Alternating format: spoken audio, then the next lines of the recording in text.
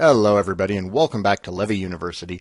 I'm your host, Saigan. Today, we are going to open up a generated booster pack so that we can simulate a first and second choice during a draft. This is a format that's going to be coming to us early 2014. I figure now's a good time to start getting some videos out there. I got to go to a draft tournament. It was a lot of fun. I managed to get first, and everybody there learned a lot about how drafting is going to work in Netrunner. And since this is a format that's going to be new to a lot of LCG players and a lot of people who haven't really spent a lot of time playing other card games, Magic in particular, I thought it might be good to get some practice in on these simulated packs. So first up, let's just go through what is in our pack. First off, we got a Nisei Mark II in our agendas. It's 4 to advance and score it. It's worth 2 points. You get an agenda counter on it when you score it, and you can spend that agenda counter to end a run.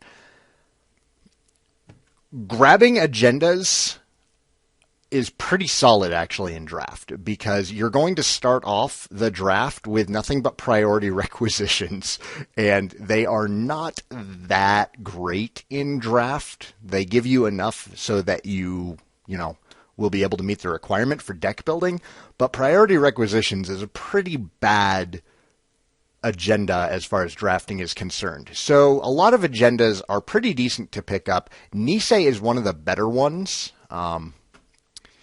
But, let's take a look and see what else that we've got in here. We also have a false lead, which is 3 to advance, and you get 1 point off of it.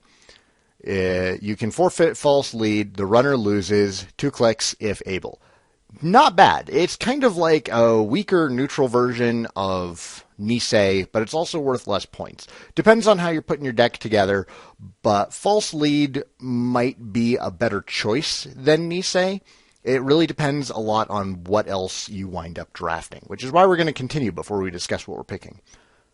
Government contracts is the last agenda in this 10-card pack. It's 5 to advance and score.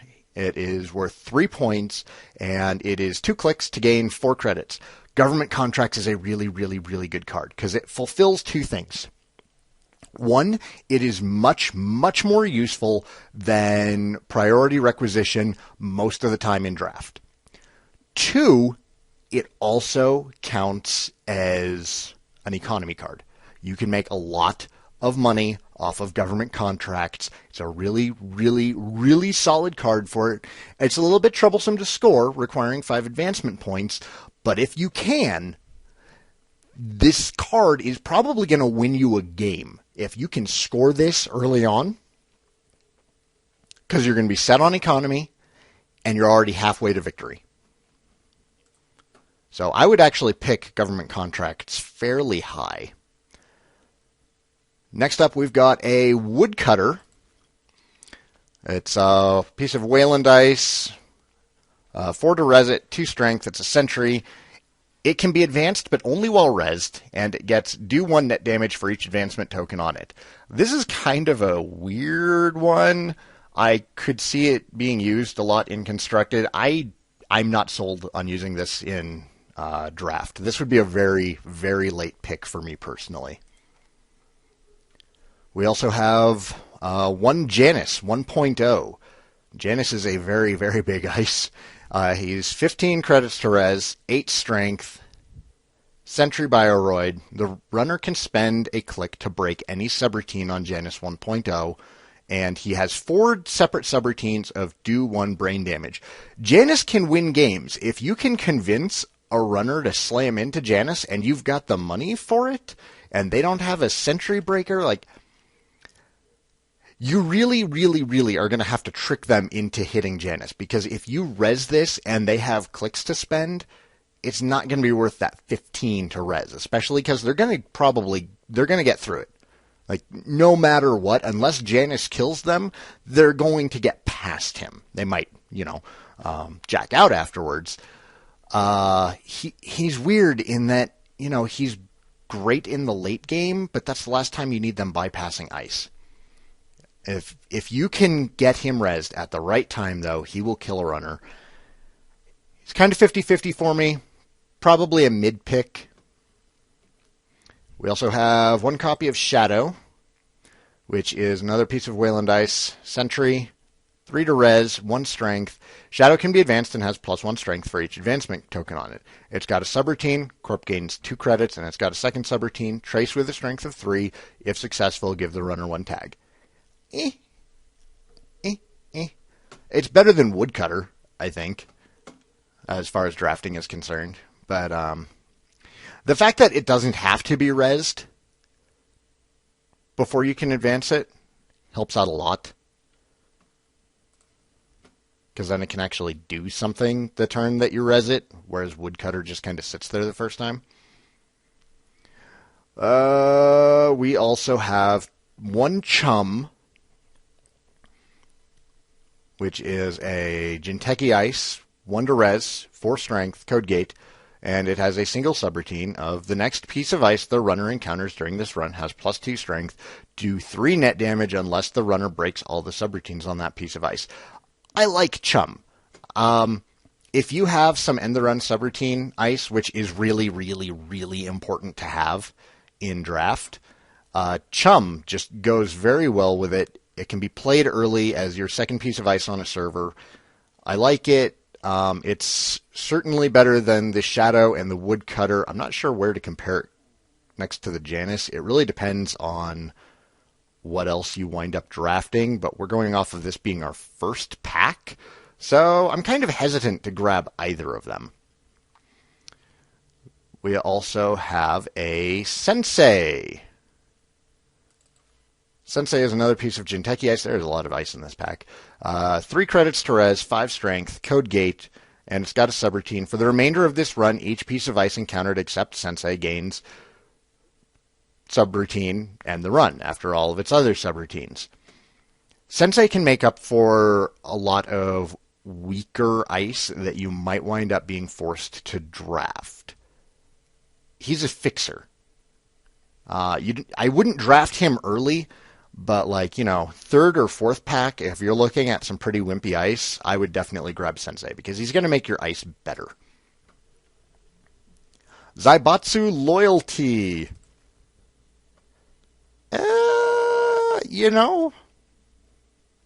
Mid-pick. I would say mid-pick. It's a Jinteki asset, 0 to res, 4 to trash. If the runner is about to expose a card, you may res Zaibatsu Loyalty. You can spend a credit or trash it to prevent a card from being exposed. It's very situational.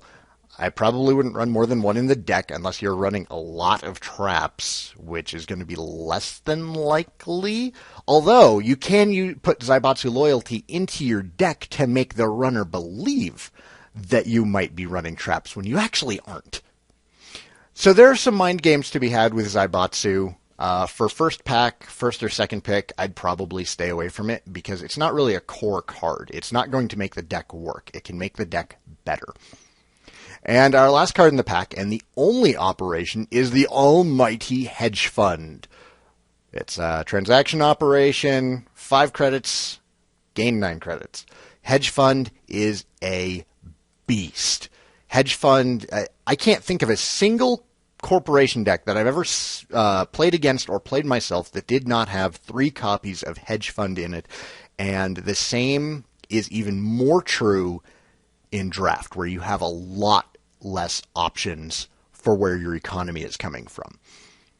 Without a doubt, I'm going to say that my first pick for first pack, if this was my pack, Hedge Fund. Absolutely. I would grab Hedge Fund, I wouldn't even think about anything else, and then I would pass it along. Now, say you get past this pack. All right? What would your second choice be? Well, I'm not really sold on the ice in this. Janus has potential to win games. Chum and Sensei can help out your other ice if you get poor ice choices. The problem with Janus is that he's very expensive, and economy is a very complex thing in draft environment. We want to definitely replace at least 2 of those priority requisitions, unless we wind up running a bunch of big ice, which I feel would be a mistake in draft to run a lot of large ice. Maybe 1 or 2 as game winners, like Janus, but I feel that, I don't know, all 3 of these agendas are good. I would say government contracts. It's difficult to score it, but if you do, that's probably going to be game, just because you're going to have such a massive economic advantage. So those are my choices. Let me know yours. Love to hear from you. And, that's it. Thanks for watching. This was another episode of Levy University. I myself have a Netrunner tournament to get to today. I will probably do a follow-up video on that, let you guys know how it went, and I will see you guys next time.